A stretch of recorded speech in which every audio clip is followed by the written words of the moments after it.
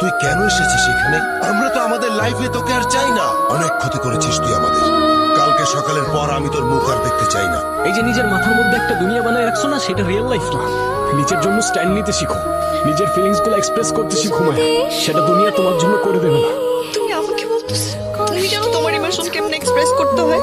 তাহলে কেন আমার জন্য ইমোশন থাকা সত্ত্বেও তুমি ছায়ার জন্য পড়ে আছো? কেন তুমি ওকে বিয়ে করতেছো? ওকে কেন বলে দিতেছো না যে তুমি ওকে লাভ করো না? রায়না, আমি তোমাকে ভালোবাসি। তুমি প্লিজ ছায়াকে বলে দাও যে তুমি ওকে বিয়ে করতে পারবে। আমি চাইলেই সেটা করতে পারি না। আমি চাইলেই একটা সম্পর্ক থেকে বের হয়ে আসতে পারি। কালকে চলে যাচ্ছি, তারপর তোমাদের সবার প্রবলেম সলভ হয়ে যাবে। কষ্টে আছো তুমি যেই রাস্তায় চলছো সেটা তোমার আসল পথ। চাইলেই কি পথ বদলে নেওয়া যায়? জীবনে কোনো কিছু পেতে হলে কঠিন কাজটা করতে হবে। পথ বদলাতে হবে। আমাকে দেখো, আমি একটা মেয়েকে ভালোবাসতাম, কিন্তু তাকে সাহস করে বলতে পারি, ভয় পেয়েছি। পরে জানতে পারি বড় দেরি হয়ে গেছে। আর কোনো ভালোবাসার মানুষকে পেলাম না, আর কাউকে ভালোবাসতে পারলাম না। জোর করে কাউকে বিয়ে করতাম, তাহলে জোর করে বিয়ে করা মেয়েটার জীবনটা নষ্ট করা হতো।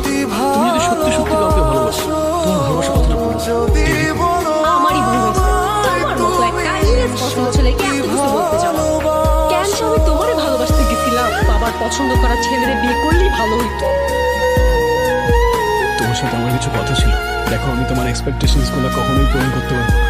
না তো আমার গাড়ি আছে, আর না ফ্লাইট বুকিং দেওয়ার মতো টাকা। I'm not for you, you're not for me, we're not made for each other. আমি আর প্রিটেন্ড করতে পারতেছি না। তোমার মাথা ঠিক আছে? তুমি এই সিচুয়েশনে কি বলতেছো এসব? দেখো, এই ভালো থাকার অভিনয়গুলো আমি আর করতে পারতেছি না।